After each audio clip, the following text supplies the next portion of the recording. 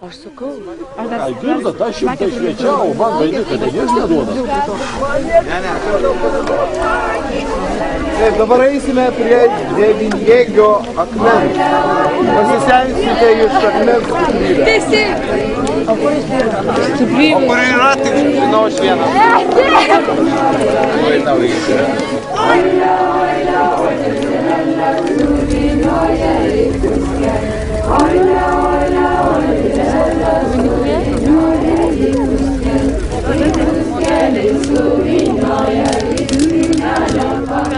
What does the dance mean to the dancers? How do we measure the beliefs that set those feet in motion? What we believe about our past shapes our view of who we are as human beings and how we are capable of living. We can dream of a culture of harmony and peace in balance with nature, but has there ever been one? Archaeologist Marija Gimbutas said, yes. She told a new origin story, that at the very beginning of Western civilization lay cultures that were long-lasting and peaceful.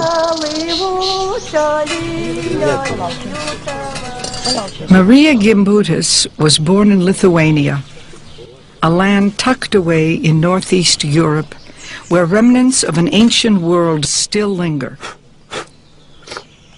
passed down through families, like these potters whose art reflects the myths and songs that left an abiding impression on Marija.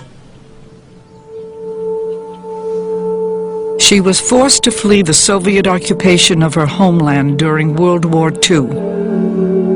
Refugees throughout the war, Marija Gimbutas and her family immigrated to the United States, where she became a world-renowned archaeologist, whose scientific theories have sparked a great debate.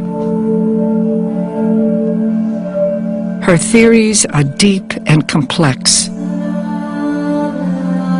but simply put, they paint a new picture of the earliest layer of Western cultures.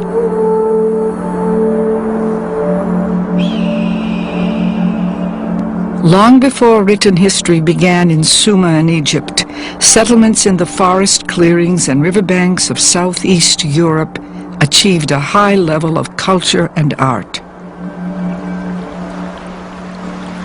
8,000 years ago in the Neolithic or New Stone Age, agriculture, pottery, weaving, and herding were already being practiced. The first farming communities where women and men lived showed no evidence of organized warfare. They left behind thousands of artifacts, a rich legacy of paintings, pottery sculptures, and figurines, all connected to goddesses and gods who are at the center of a rich religious life. The primordial deity for our ancestors was female, Marija wrote, a self-generating goddess, giver of life, wielder of death, and regeneratrix.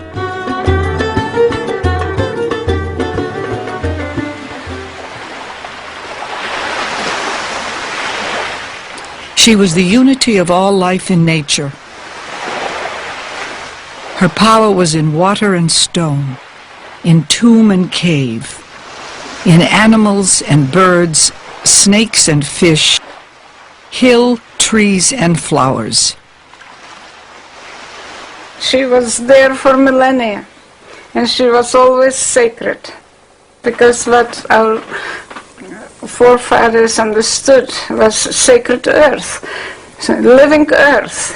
Mother Earth figures everywhere in European folklore to this day, and she is the metaphor of living earth, nothing else. I saw with my own eyes in these rather primitive corners of Lithuania when not only women but also men were kissing earth in the morning.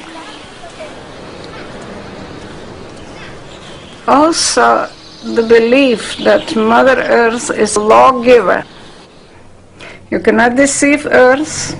You must respect Earth, especially in the spring when she is pregnant. You cannot beat her. That was alive.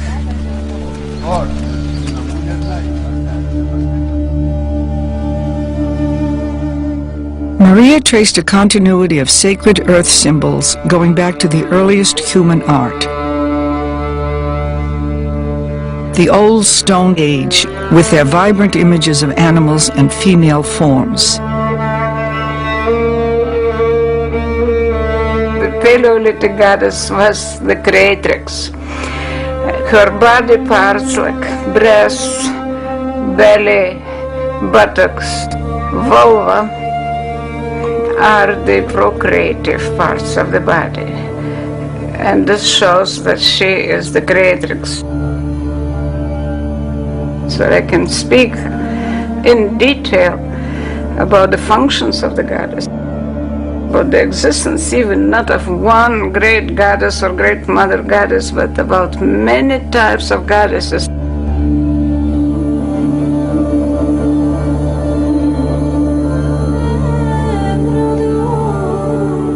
These images are not portraits.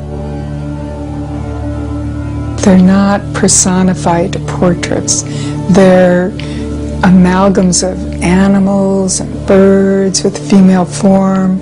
They have all these attributes that open your imagination.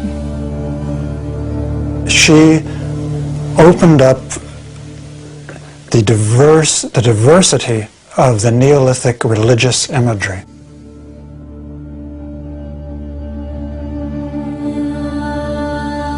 It's our language from 10,000 years ago, you know.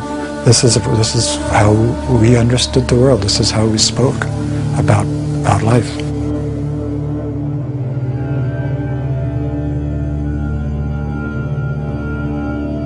And if you don't like the term goddess because it comes out of classical Greek culture as a term or whatever, it's okay. But what this represents as part of our spiritual tradition of who we are is probably as old as human evolution.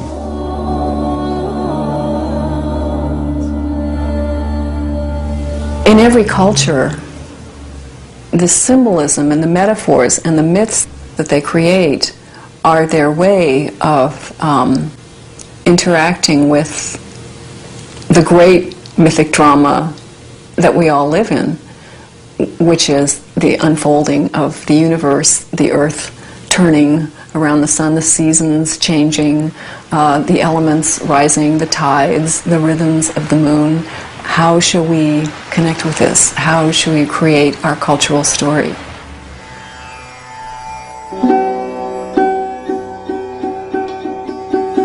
But she knew that the central to the meaning of people's lives in these cultures.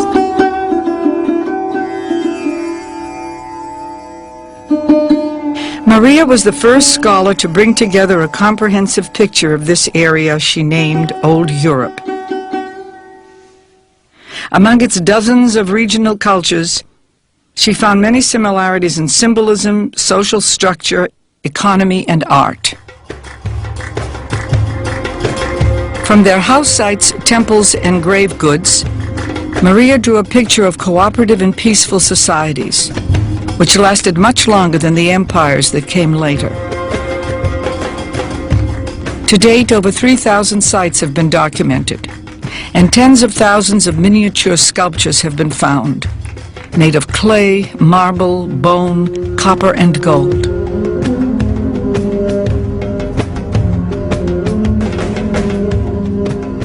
I started excavations in 1967, continued to about 1980, and excavated in 4 places, mainly in Yugoslavia, Greece, Italy.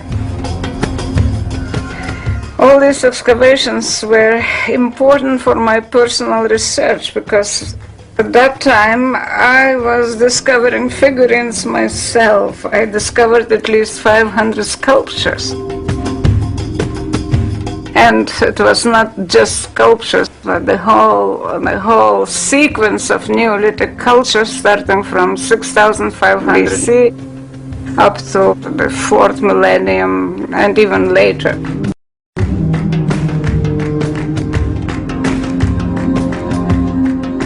From the excavations, I was learning what I was reading in the books, and then I could prove by spade.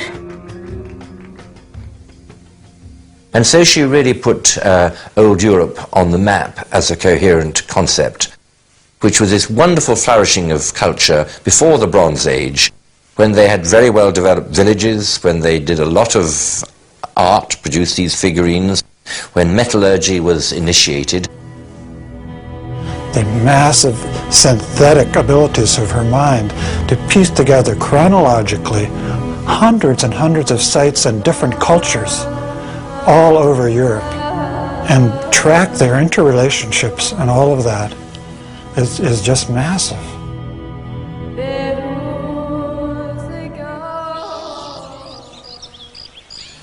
She's pointing out a whole time here, and it's a time where everyone's roughly equal in rank. It's a female-centered culture, not male-dominated. It's relatively peaceful.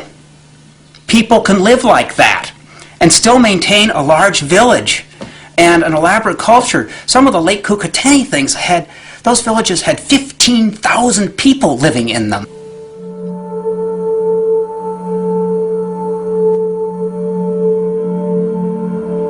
Kukatini, Vincha, Sesklo. Our history books never told us these names.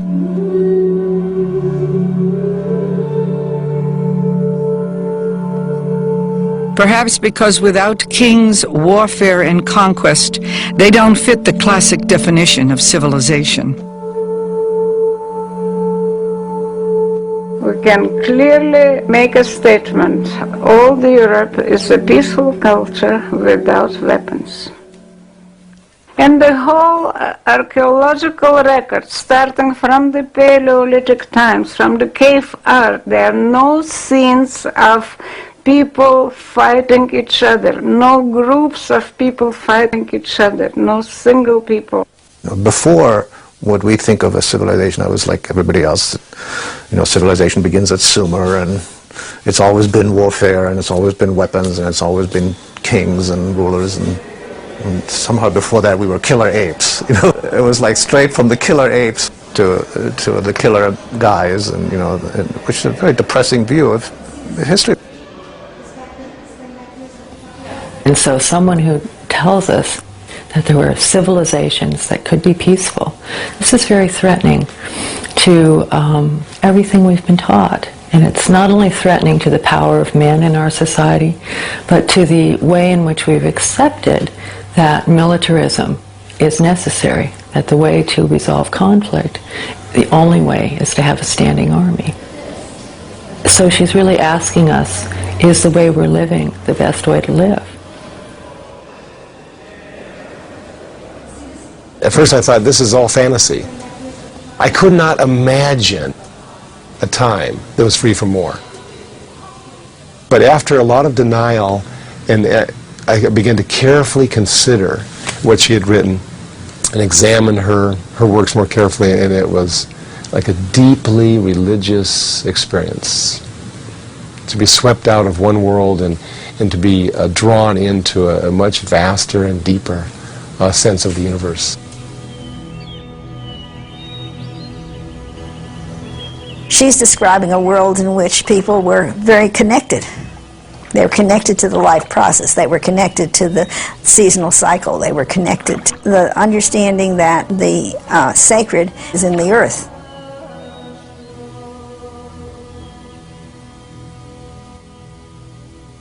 The connections then and the ritual objects that she found, which really had to do with the forces of nature. It isn't that nature and culture are separate, but that nature is part of culture, or culture is part of nature. And this is part of certainly the evidence from the Neolithic, what she calls Old Europe.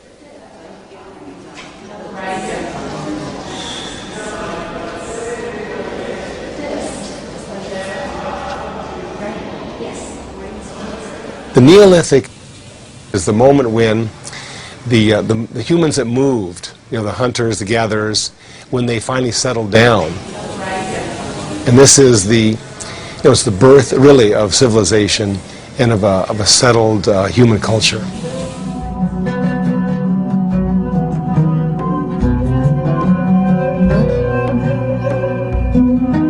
Civilization exists when people can pursue the arts, pottery making, singing, dancing. We have evidence of all of this from the earliest Neolithic throughout Old Europe. Gorgeous pottery, intricate designs, and they're relatively consistent throughout Old Europe.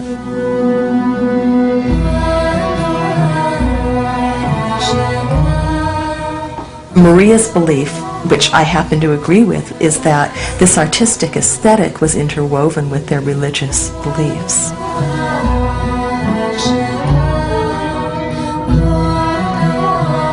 The three great creations of the Neolithic Revolution were agriculture, weaving, and the art of pottery making. These three great creations were connected to the goddess, because the relationship between the seed and how you get it to go into the earth and when you harvest it and how you then make bread out of it. This was the great mystery of transformation. And this is the essence of the mysteries of the goddess religion. So sometimes people say, well, they had a goddess, but how do we know that women had power? And it's because women had invented pottery, weaving, and agriculture, that they would have had a high social role. Yes, pottery is women's, textile, also women's, then household is women's, and the supervising of everything was in women's hands. This is what can we reconstruct from the Neolithic finds. Her interpretations were based upon an enormous amount of work. Primary research. Not only primary research in the field, but primary research in investigating the historic documents in their original languages. Then in northeastern Greece, I excavated together with Colin Renfrew, who later became my opponent, although we published books together. It's true that even in the excavation there were some differences. Marija was particularly interested in the figurines. Marija was really eager to open an excavation where there was an early Neolithic layer, because she really wanted to see what the beginning of an agricultural settlement, what the material culture would be like. And C degree was extremely rich. It had over 200 figurines.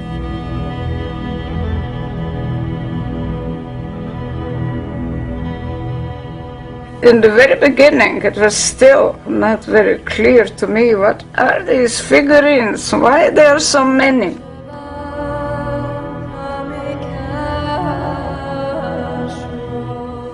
Then she developed her ideas about it, and one was that she could really understand the religion of these people from the figurines. She jumped to an old conclusion that others reached before her, that all these different representations of women were all the goddess in different guises, in different manifestations. And of course there you use the notion of the goddess, which I think is meaningless.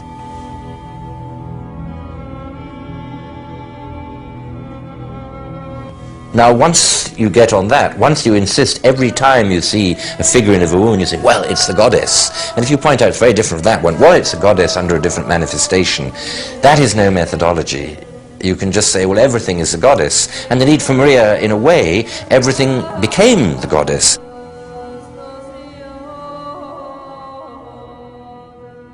Early religion to Marija was not about sacred texts or dogmas, but about the great creative powers embodied in the natural world, the interwoven patterns that tie the universe together: birth, growth, death, and regeneration. Maria's view of the goddess, she would say it with emphasis. She would say it's not about fertility, it is about regeneration. Always out of every death there's a rebirth. Always after an ending comes a new beginning. It's the organic flow, it's the organic cycle. So that's what she was talking about. What Marija really did, and I believe this absolutely, whether I go along with all of her ideas or not, she set the agenda. She started to write about the figurines when there were two other people who had written about the figurines. And nobody was writing about the figurines because they didn't know what to say. And she wrote about them, and she said all these things, and for a while there were very few reviews because the reviewers didn't know what to say. But she set the agenda, and it's caused all this scholarship, and she loved that. She absolutely loved that. You have to remember that all historians of religion don't know very much about the deep religious past, and that much of what historians are talking about as the history of their own religions in the deep past is a great deal of conjecture. So why not have these sets of conjectures for us to think about? She had folk ideas about religion and not just theologians' views or historians' views of what was important. She had common people's views. And in the common people's view, the small figurines, the small statues, the presence of divinities in daily life is much more prominent. But our scholars don't even know how to think about that.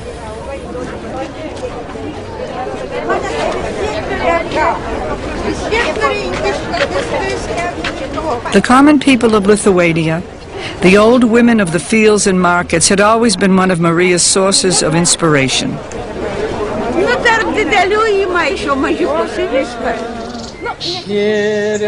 In the homes of country people, with their pottery, weavings, and carvings, Marija in her youth had seen many of the patterns and designs she would later find in the artifacts of old Europe.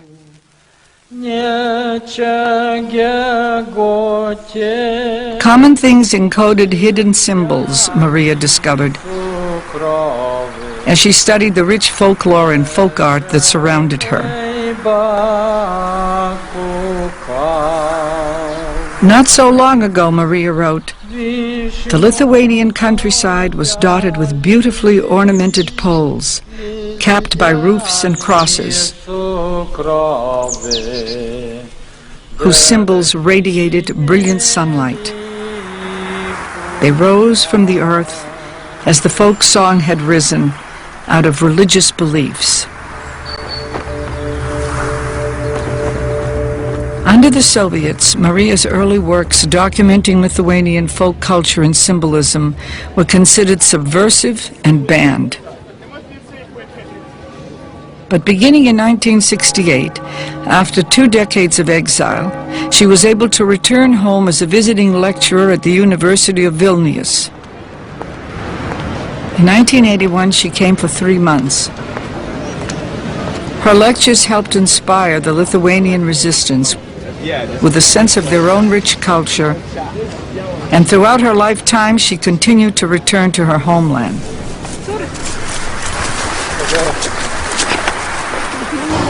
When you excavated in Lithuania, you found in the grave goods material culture which still was reflected in present-day Lithuania folk custom.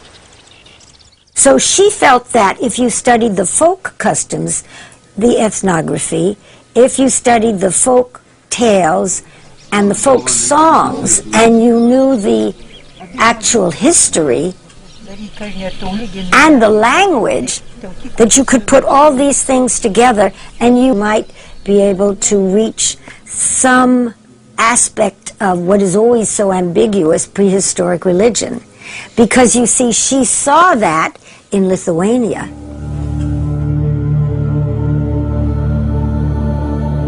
The religion of old Europe changed radically towards the end of the 3rd millennium.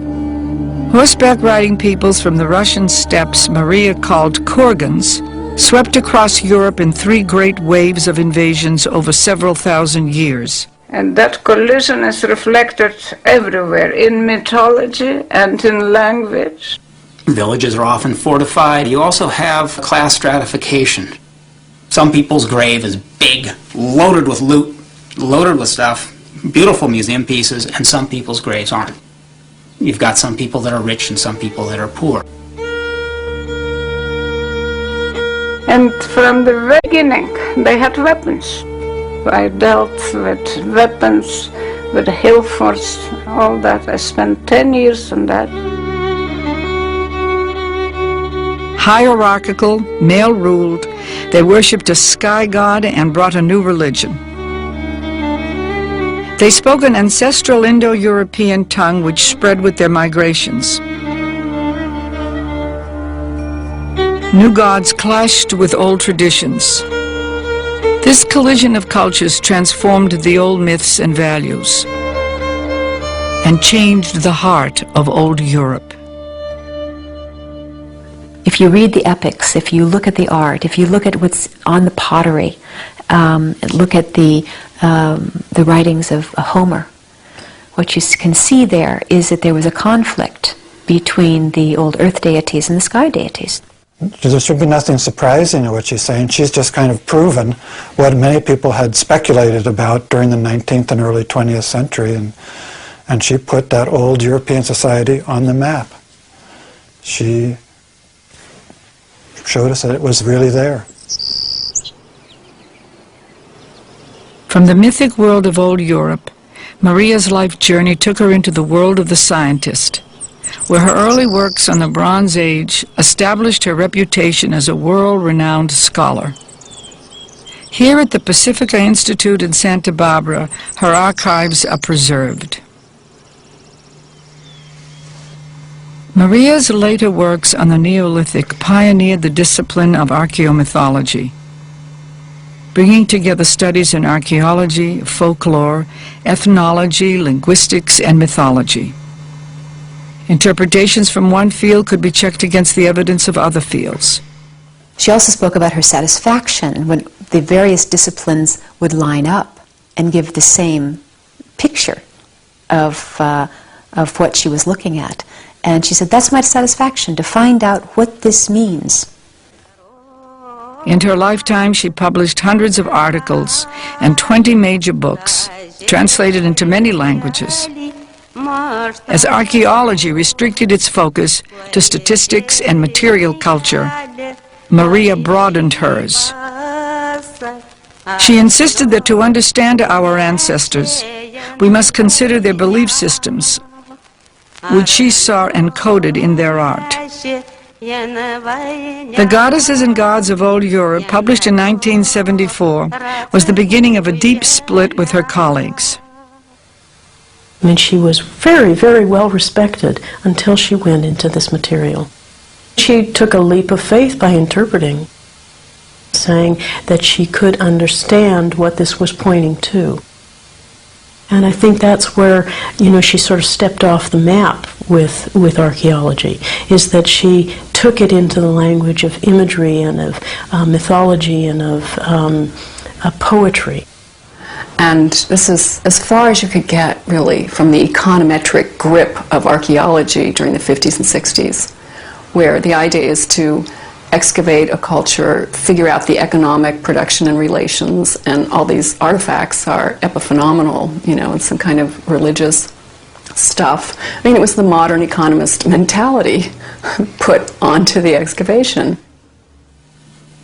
The other thing that makes Marija Gimbutas extremely controversial with archaeologists is mythology.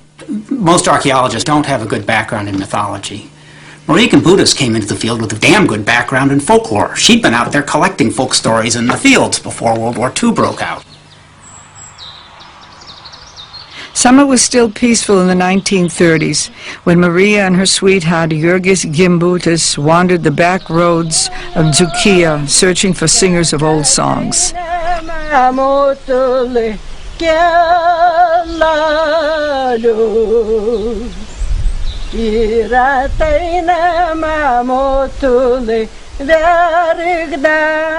I was interested, of course, in folklore, because throughout my high school years I already participated in ethnographical expeditions, and I collected folk songs. When I was 16, 17, I collected at least about 5,000 folk songs myself. Even today in Zukia, the ancient songs called Dianos are still sung. The Dianos preserve Lithuania's oral history and culture. Marija described them like the rhythms of a bird, a wedding dance, a lament, a liturgy of nature and the milestones of everyday life. Po-kazацьку paredzyta, kalietėlėmin sodzyta, baltais perlais apversti.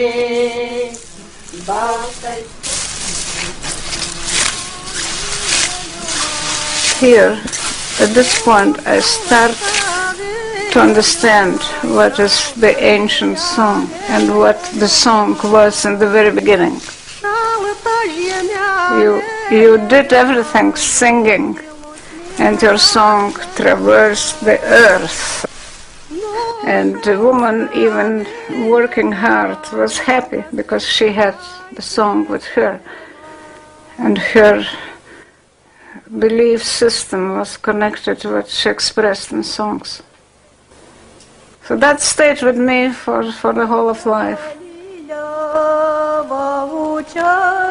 I was a privileged child. When I have difficult time now, I go back to my childhood, to abundance of love around me. Marija and her cousin Mele grew up together. Their mothers were sisters, and the households were closely intertwined. Mele and her daughter Inga and her granddaughter Ustea are respected scholars and hard-working women in their professions, typical of this remarkable family.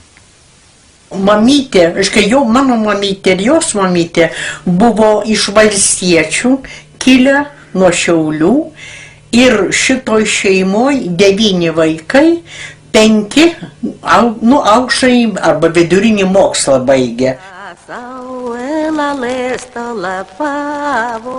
Ir tapo iš karto mokslo daktarė medicinos.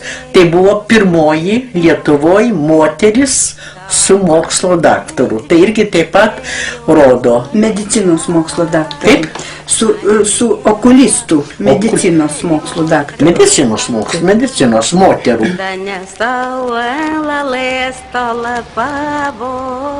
In 1921, when Marija was born, Vilnius was under Polish occupation. The family apartment was the center of her parents' efforts to preserve Lithuanian culture and restore independence. Danielis Alseika was also a doctor. Together they established the first Lithuanian hospital in Vilnius.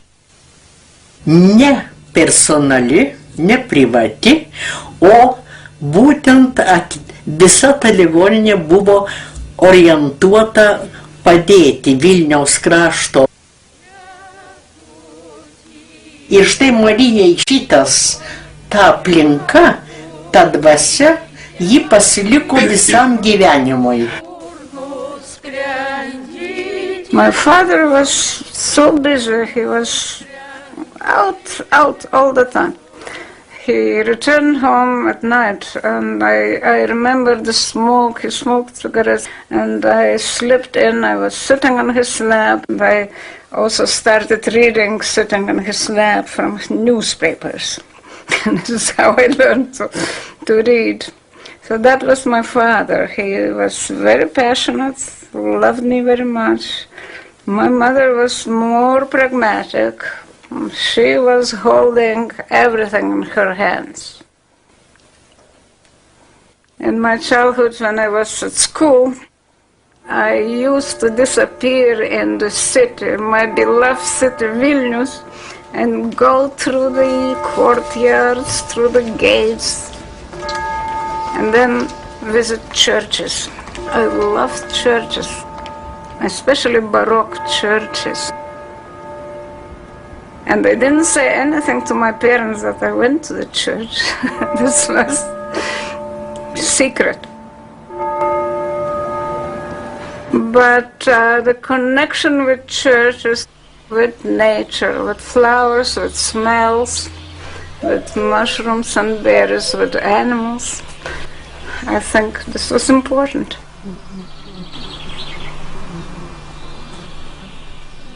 But then at the end of the high school, especially after my father's death when I was 15, it was a terrible shock. It was the beginning of a new Marija interested in death problem. Birth and death, regeneration, afterlife.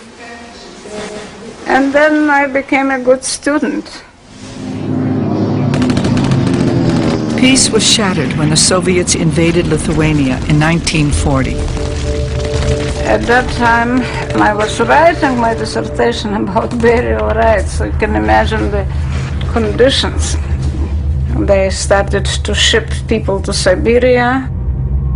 Out of my own family, about 25 people disappeared. With war raging around them, Marija and Jurgis married. At that time when I was married, I thought, well, what I did now, it was a stupidity because I was not ready to marry, not at all. Well, I was married, and then a child was born in 1943. Then the Germans invaded. The German occupation brought something different. Again, they started arrests, so who was not arrested now was arrested. The Germans destroyed Lithuania's once flourishing Jewish community. Then the Soviets came back. So we either escape or we shall be shipped to Siberia. Lithuanians by the hundreds escaped by way of the Nemunas River. The child was small and we were not practical. Because when I fled, I just had my baby in one arm and my dissertation in the other arm and nothing else. At the border, they were offered two choices, Berlin or Vienna. We wanted to go to Vienna. Marija and her family spent the rest of the war as refugees in Austria and Bavaria. When peace came, they went to Tübingen in southern Germany. Tübingen was considered to be one of the best universities and the first university to reopen after the war. I got my PhD degree in 2 years, and my book was published on the burial rights of Lithuania. Then in 1947, my second daughter was born. Then started my very good years in that camp, and very good people were around me, and hundreds of babysitters. So I used to take a train back to Tübingen library, spend days in the library, and my studies began there. I don't say that I finished my studies with a degree. No, I did something else, and what I did, I returned back to the same, to the folklore studies and to folk art studies, mainly. In 1949, the Gimbutas family, together with Jurgis's mother, were finally able to emigrate to the United States. They went to Boston, where Jurgis found work as an engineer, and Marija was offered an unpaid position at Harvard. I received a letter. If you are serious, you can continue your studies. We shall give you an office here. And if you want to produce a work on prehistory of Eastern Europe, you're welcome. Nobody understands the width and the breadth of information that she brought with her. She had this background of mythology. Then she had all these languages. And then she had her archaeology training, which was rigorous and European. So here I am at Harvard. And this was already 1950. And I knew that I am the only person who knows East European prehistory in the whole United States. There was practically nobody else. And that was my strength. Like so many women, Marija struggled to balance her professional life and her family life as the mother of now 3 daughters. What I remember of Mother,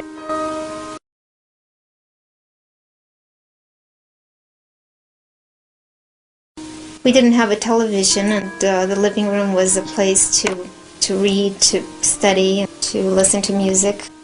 We had lots of company, many interesting writers, intellectual people, so-called intellectuals, because my parents belonged to the Lithuanian Cultural Club, which they also led for a few years. Harvard published the prehistory of Eastern Europe, and it was widely read and distributed. Although Marija received no advance or royalties, it established her reputation as an expert in Eastern Europe's deep past. So this was the beginning of my career in America. There was no real chance to stay as a woman at Harvard. I knew that I can stay as a research fellow and lecturer, but I probably would never be a professor there.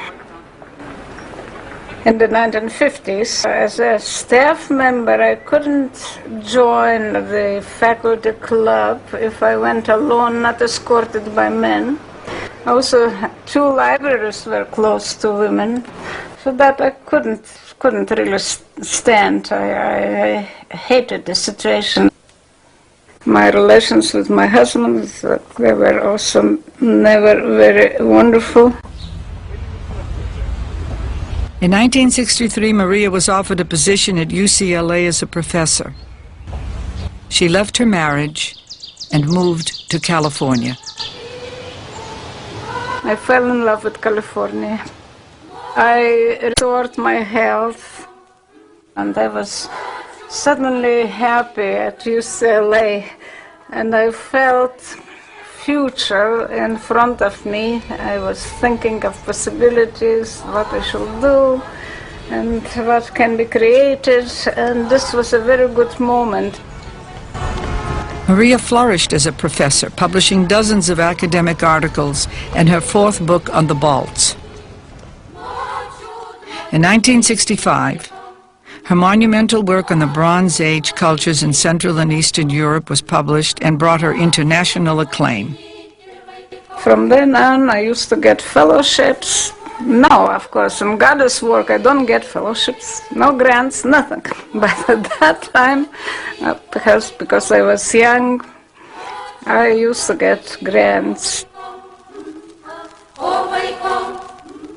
I spoke of her generosity because her idea was that if she had a student who was interested in archaeology and she had the funds to support them, and she was always getting grants from here and there, that they had to go out into the field because they had to get this experience. She didn't say we should go and do it in the library. She said, no, you have to go into the field. And here she is in the field, 1968, I'd say. She didn't go out there and set out the squares and start excavating with a shovel. She was the person who had a kind of an overall view. She was a synthesizer. She had such a tremendous knowledge of the archaeology that had gone before.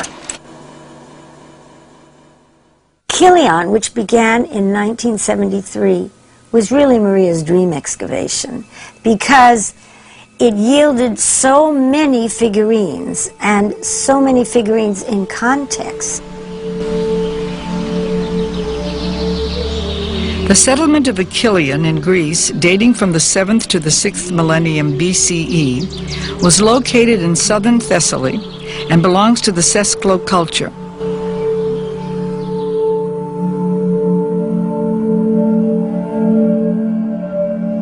Hundreds of figurines were found in association with houses, outdoor hearths, bread ovens, and special platforms.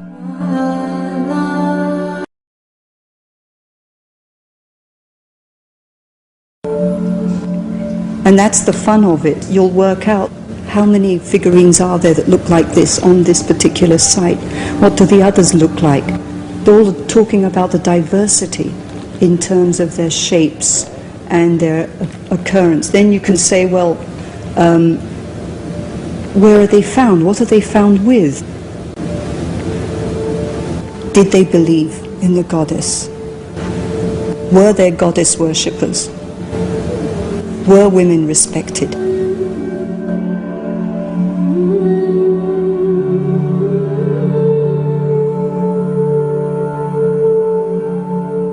She worked so hard. I have images of her at her desk. When I stayed with her every morning, I get up, she had already been up at the crack of dawn. She's studying, she's reading, she's looking, she's writing, taking notes.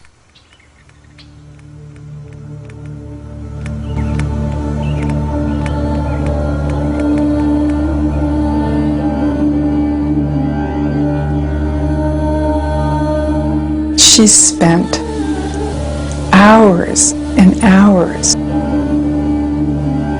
hundreds of hours, looking. She begins to connect these images together until eventually, over years, a narrative starts to emerge.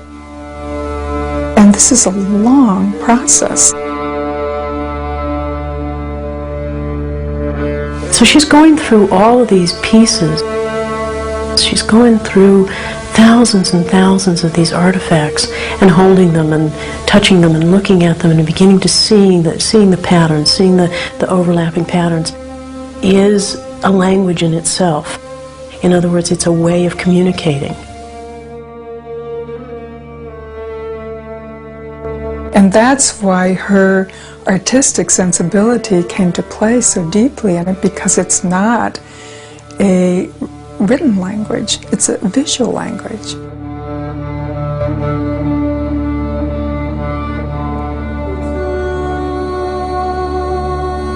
The pubic triangle, locus of birth, pleasure, and regeneration, was the primary pictogram of the symbolic language Marija decoded in her most controversial book, The Language of the Goddess. The triangle morphs into the V or chevron that Marija found marked on hundreds of bird goddess figures. She identified the zigzags and lightning bolts and sinuous meanders with water. Chevrons point to the flowing, nurturing waters of her breasts, source of life, sustenance, and her primal power. Her breasts are like her eyes, which also stream life-giving moisture. The coiled spirals are writhing snakes that shed their skin and come out new again. Symbols of regeneration. In the duck-faced water bird, these symbols combine. The bird lays the eggs that are seeds of rebirth. The fat, fertile goddess, mountain mother, Mother Earth, is sow, temple body, portal, mother and child, animal mother, the original Madonna. She is linked to the uterine-shaped bull's head. His upraised horns are symbols of the birth-giving goddess, whose children are also males. Music makers, bards, shamans.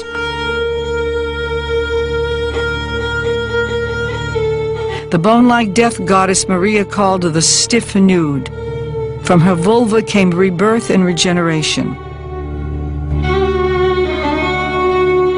She is the owl, the funerary urn, the bird of prey, the meandering soul's journey. The goddess was fish. She had many animal forms. Egg-like, fertile, watery. She was the womb-like hedgehog, the double-axe butterfly of transformation. And Marija saw these symbols repeat again and again in infinite combinations that spelled out a mythology. What I have done is not a discovery of the goddess. I search for the goddess in Europe, especially, where treasures of information were never really touched before me, and I'm very glad I had a chance to do it. Marija presented her interpretations at many international conferences, but was often harshly criticized by her colleagues, who disputed her conclusions and did not understand her methods. Anybody who tells us that they know that this is what happened in the past has got to be questioned, because we're not going to know this is what happened in the past. If I just butt in there, that's what's interesting with Marija, that in a way she did challenge authority. She did challenge the established authoritative picture or story of what happened in prehistory by writing about old Europe. On the other hand, she wrote that story in an authoritative fashion, we feel. She felt she had a direct line to these things. So she felt to some extent that she could understand it in an intuitive way. I'd almost say a feminine way, but that might be, I might be criticized by some of your more critical viewers, but she had a very holistic approach to things. And that's why it was so creative. It was that cross-fertilization of ideas which enabled her to see things which other people hadn't seen. But artists, ecologists, feminists, contemporary goddess worshippers, and social thinkers were deeply inspired by her work. When Marija began to publish her work on the symbolism of old Europe, it just happened to coincide with the second wave of feminism and the development of ecofeminism and the sense of rediscovering the fact that we are connected with this earth. There were feminists who found in Marija's ideas the scientist whom they had hoped would support their ideas that once God was a woman. And so she was borne aloft by really a lively group of women and men too, and she never looked back. So the backlash against her, I think, is part of the backlash against feminism, because she got identified with feminism. What she saw and how she interpreted what she saw came from the sum total of her life, the depth of her scholarship, her excavations, and her deep roots in Lithuania.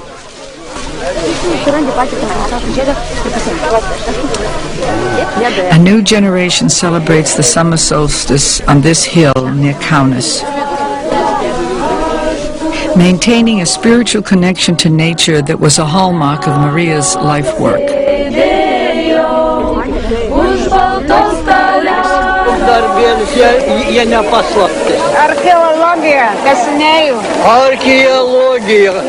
Throughout her lifetime, Marija was awarded many honors and degrees, but none meant so much as the one she received in 1993 from the University of Kaunas on what would be her last visit to Lithuania. Tokiu savarankišku keliu einant, kartais yra sunkumų, reikia nepalūžti, nenukrypti. Ir tada žmogus ieškai, iš kur pasisemti stiprybės, iš kur gauti gyvybės vandens. Ir man gyvybės vanduo visad buvo Lietuva ir mano vaikystė.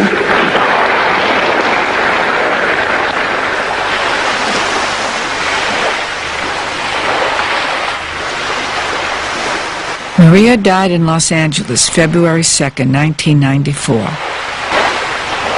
She asked for her ashes to be carried back to Lithuania, her beloved homeland, where goddesses have never been forgotten.